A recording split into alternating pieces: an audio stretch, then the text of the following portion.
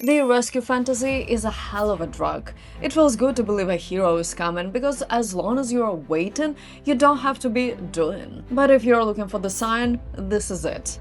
No one is coming to save you, and honestly, this is the only reason you should be celebrating. But keep sitting there if you want. I'm sure the universe will get around to your application any minute now. For the rest of you who's ready to open your eyes, let's move on to what is inside this video. You ever get that feeling that your real life is just about to start? Like you're currently in the cinematic montage right before the protagonist gets rich, gets fit, and finally stops being a background character in their own story. It's a comforting lie, isn't it? The one-day myth. One day when I get more capital, one day when the kids get older, one day when the stars align, and the ghost of Steve Jobs whispers in my ear. Let's be honest, your one day is a psychological dumpster where you go to bury your potential so it doesn't bother you while you are watching Netflix. It's a convenient little cemetery for the person you were supposed to become. But here is the cold reality. The clock isn't ticking, it's screaming. You aren't storing up your talent for the grand debut, you're just letting it rot in the dark. Every hour you spent waiting for the world to validate you is the hour you effectively deleted from your own biography. We're all addicted to the rescue fantasy. We're waiting for our boss to give us a break, a partner to give us a purpose, or a mentor to hand us a map. We want the universe to provide a VIP pass to the life we haven't even showed up for. I hate to be the one to break it to you, but the cavalry isn't coming. There is no secret committee meeting to discuss your promotion to the successful person. You aren't between jobs or between faces. You are simply here. And here is all you've got. Write this on your mirror in permanent marker. No one is coming to save you. Does that sting? Good. It's supposed to. Because as long as you believe a savior is on the way, you have an excuse to stay paralyzed. No one is coming to save you isn't a threat. It's an eviction notice from your own delusions. Now, usually the moment I say your own, people panic.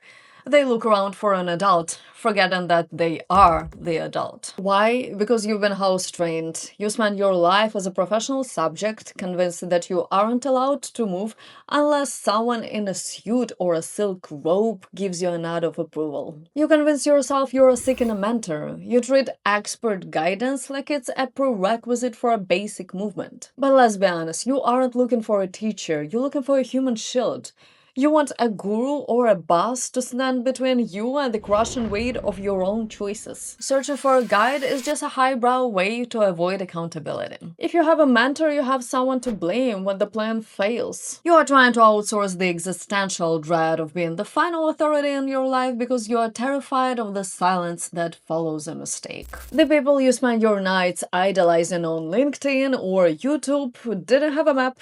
They didn't have a muster.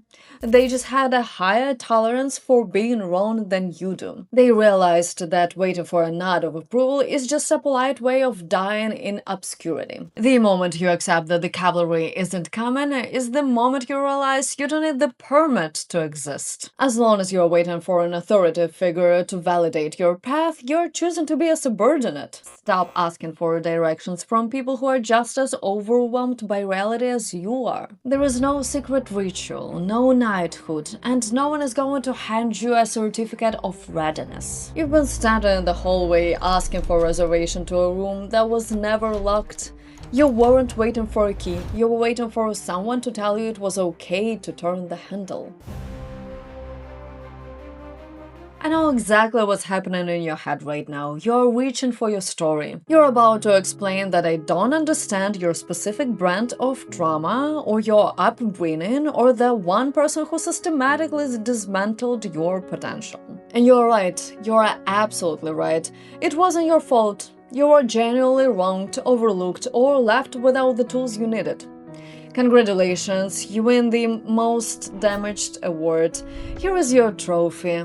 Now, what are you going to do with it? Because we live in an economy that has commodified pain. We've built a world where being hurt is significantly more profitable than being healed. You've realized, consciously or not, that you get more attention, more social standing, and more unearned validation for your scars than you ever do for your strengths. It's a transaction. You are trading your future for a temporary high of being pitied. It feels good to be the victim, because it's the only time the world stops and looks at you without demanding anything in return. But sympathy is a cheap currency. You can't spend it on rent, and you certainly can't spend it on self-respect. You have to decide what you actually want: the shallow applause of the crowd who loves you for your brokenness, or the cold, hard respect of the person in the mirror who knows you are full of it. You're obsessed with the person who did you wrong. You spend your nights winning imaginary arguments with people who haven't thought about you in years. They moved on, but you are still standing in the wreckage trying to prove how much it hurts.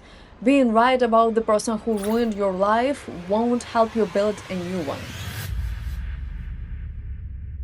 Most people are terrified of being invisible. They spend their lives collecting digital receipts of their existence: titles, social proof, a trail of validation, hoping that if enough people nod, they'll finally feel like they've arrived. But here is the cold truth. If you need an audience to stay disciplined, you're just a performer, and performers are always owned by their crowd. Real authority is private. It's the invisible build. It's the work you do when there is zero chance of a good job or a gold star. No one is coming to save you from your own need for attention. You have to kill that hunger yourself. If you actually want to stop being a spectator in your own life, here is how you build your internal empire. Stop researching and start risking. Most of you are addicted to learning because it's a safe way of feel productive without actually being in the arena. If you read 3 books on a subject and haven't started yet, you aren't a student, you're just a tourist.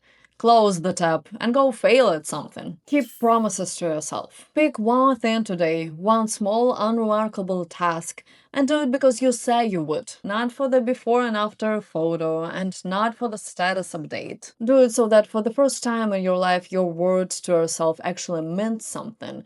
If you can't trust your own words, you don't have control over yourself. Silence the inner narrator. Stop winning imaginary arguments with people who haven't thought about you since 2019. You're burning high-octane mental energy on a jury that isn't even in the courtroom.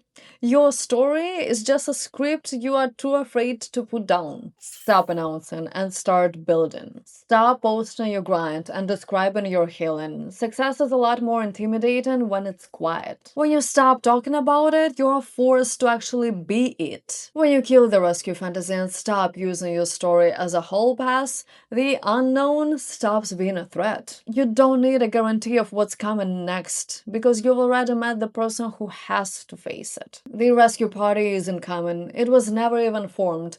So either stand up or get comfortable. The floor is exactly where you left it. It was Mara with you. Thank you for sticking till the end. I'll see you in the next one.